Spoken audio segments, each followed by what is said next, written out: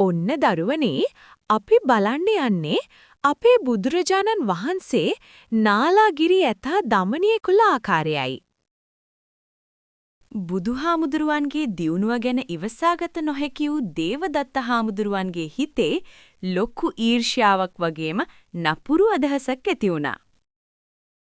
දේවදත්ත හාමුදුරුවෝ ඇත්ගොව්වන් හමු වෙලා නාලාගිරි ඇතාට හොඳටම රාපොවලා කුලප්පු කර බුදුහාමුදුරෝ ඉදිරියට මුදාහරින්න කියලා නියෝග කළා.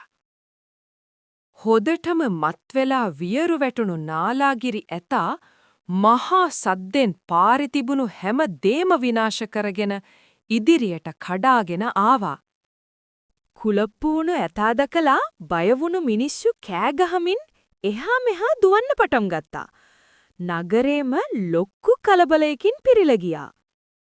ගමේ කලබල අස්සේ බුදුහාමුදුරුවෝ කිසිම බයක් නැතුව හරිම සංසුන්ව සහ කරුණාවෙන් නාලාගිරි ඇතා යන පැත්තට වැඩම කළා.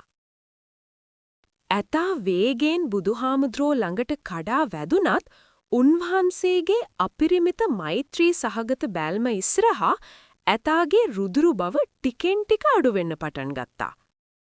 අවසානයේ බුදුහාමුදුරුවන්ගේ මෛත්‍රී බලයෙන් හොඳටම සංසුන් වුණු නාලාගිරි ඇතා උන්වහන්සේ ඉදිරියේ දන නමලා වැඳ නමස්කාර කළා.